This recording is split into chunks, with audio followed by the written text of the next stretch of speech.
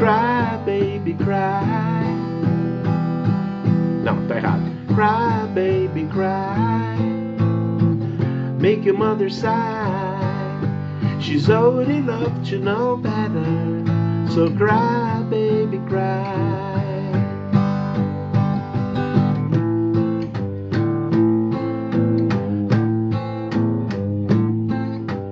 Can you take me where I came from? Can you take me back? Can you take me back where I came from? Woman, can you take me back? Can you take me back?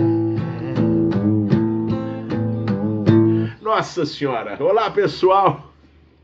Mais um vídeo aqui do canal Larry Beatles. Antes de mais nada, likes, curtições, compartilhamentos, aqui de forma completamente improvisada.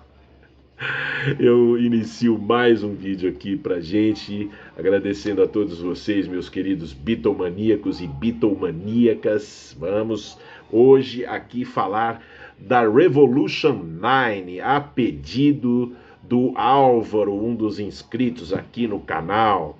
Ele sugeriu para mim outro dia aí falar do Revolution 9, né?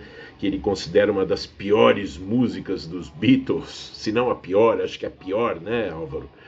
E então vamos lá, eu achei um tema interessante. Num próximo vídeo eu vou falar também, sugestão de um inscrito aqui do canal, sobre o show dos Beatles lá para a rainha, o famoso show que o John pediu para que as pessoas mais abastadas balançassem as joias. Vou falar desse, fazendo uma pesquisa, vou ver se eu falo algumas coisas legais a respeito desse show. Então vamos falar da Revolution 9. Bom, gente, os Beatles, a primeira faixa que eles gravaram para o álbum branco foi a Revolution 1, né?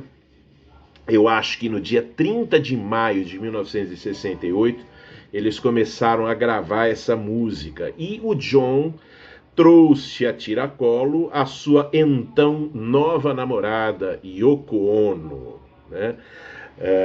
Com quem o John já tinha feito lá as maluquices do Two Virgins, né? Two Virgins, para falar mais certinho, que foi uma colagem sonora que ele ficou lá mostrando para Yoko, lá os loops que ele fazia em casa e tal, como a Yoko era uma artista de vanguarda, então ele ficou lá querendo mostrar para Yoko o lado dele, né, mais possivelmente ligado a essa coisa de vanguardismo e tudo, né? Então, como ele, o Paul e o George já vinham trabalhando com isso, de montar loops, de buscar sons diferentes nas gravações, é evidente que o John tinha na casa dele lá uma coleção de material desse tipo, né? Em fitas, em gravadores lá, né? E ele ficou mostrando para Yoko. Eles montaram o Two Virgins, que ele considera que foi assim o disco que é um marco na vida dele, porque marcou lá a primeira vez que ele transou com a Yoko e tal, e a paixão deles começou ali, piriri pororó. E foi mais ou menos nessa época que os Beatles, foi pouco tempo depois que os Beatles resolveram começar a gravar o álbum branco. E a primeira música foi uma música do John, Revolution. Eu acho que sob essa influência, sob essa vamos dizer assim, essa aura de experimentalismos e tudo mais, evidentemente que o John quis trazer isso para uma gravação dos Beatles ali, não que eles já não tivessem feito, claro, o Peppers, o Revolver, o Peppers, o Magical Mystery Tour, eles já tinham cansado de fazer isso. Mas o John estava com Revolution e a ideia dele foi fazer, assim, vamos dizer, um improviso no final daquela versão lenta de Revolution. Foi fazer um improviso sonoro ali, juntar um monte de timbres e fazer ali uma miscelânea sonora cheia de efeitos, né? Para representar a ideia de uma revolução, de confusão, de várias, assim... de vários acontecimentos ao mesmo tempo, a coisa da troca rápida, cada vez mais rápida de informações. Então eram ruídos que mostravam de tudo, assim, agitação, protestos nas ruas, que naquela ocasião eram muito comuns, né? Os experimentalismos de estúdio que os Beatles traziam ali para o âmbito do rock, e enfim, né, uma série de representações sonoras ali do mundo agitado daquele ano de 1968. A ideia do John foi fazer isso no final da Revolution.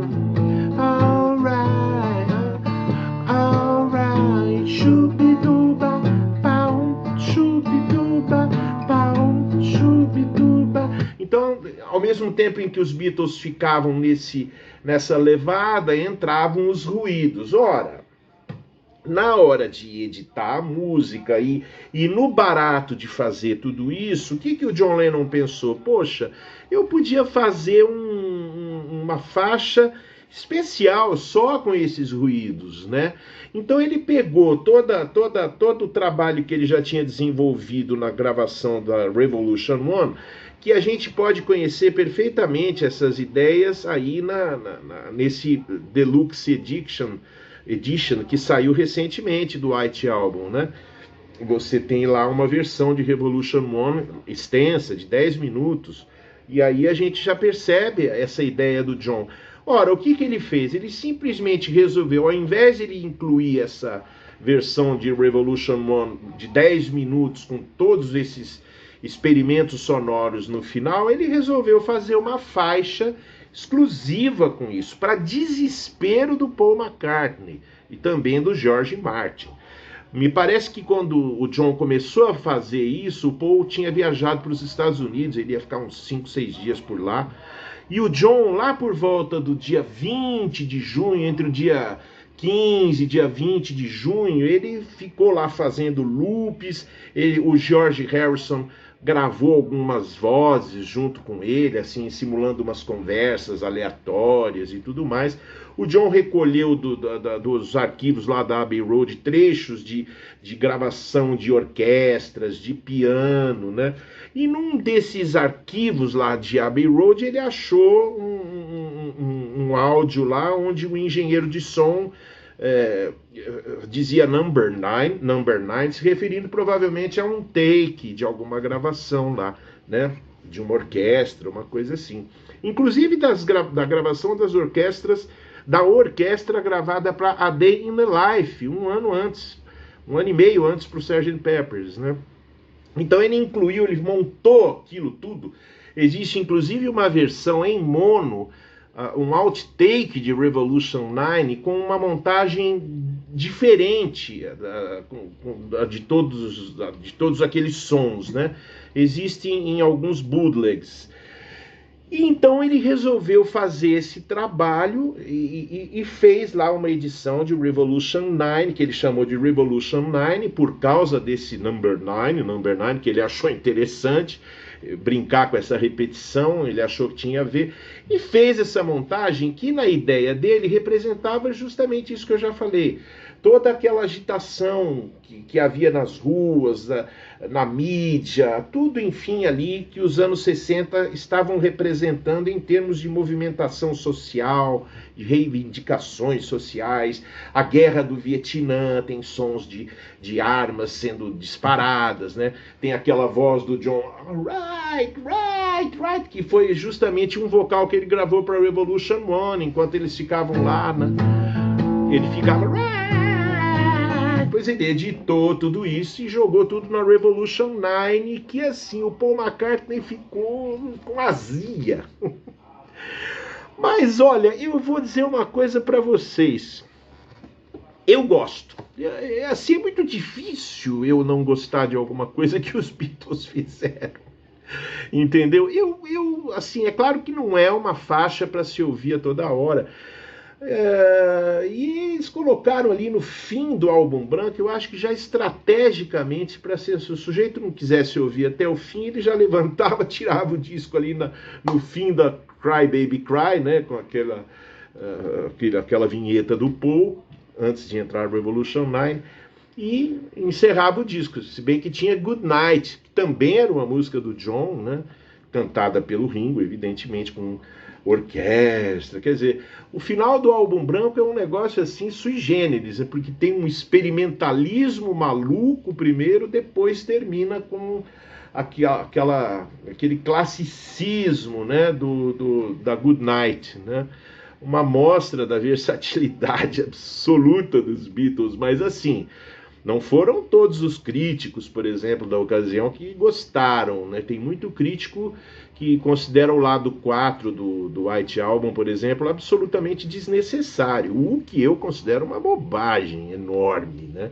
Eu gosto de ouvir desde Back in the USSR até Good Night, até Revolution 9 tem dia que eu acho interessante ouvir, porque é realmente uma ideia para a época ali muito legal no âmbito da música popular, uma coisa que o Caetano Veloso e o Gilberto Gil, inclusive, fariam nos discos deles lá da época, de 69, 70, eles gravariam ali faixas com essa referência do Revolution 9, ou seja, de muito experimentalismo sonoro para mostrar o Caetano naquele disco Araçá Azul dele, de alguns anos depois, fez também esses experimentos semelhantes. Enfim, o Revolution 9 eu acho que é uma peça realmente assim, bem polêmica até hoje, porque divide opiniões mesmo. Tem gente que gosta muito. Não é que eu não sei se tem alguém que gosta muito, mas tem pessoas como eu, por exemplo, que eu acho que tem dias que eu gosto de ouvir. Me cai bem aos ouvidos, assim, dependendo do estado do meu espírito. Agora, eu sei que tem gente que detesta aquilo. Realmente, o Álbum Branco, o cara tem que adiantar. Se ele está ouvindo CD, ele tem que adiantar. Ou se ele está ouvindo vinil, ele tem que levantar e vai pular a faixa.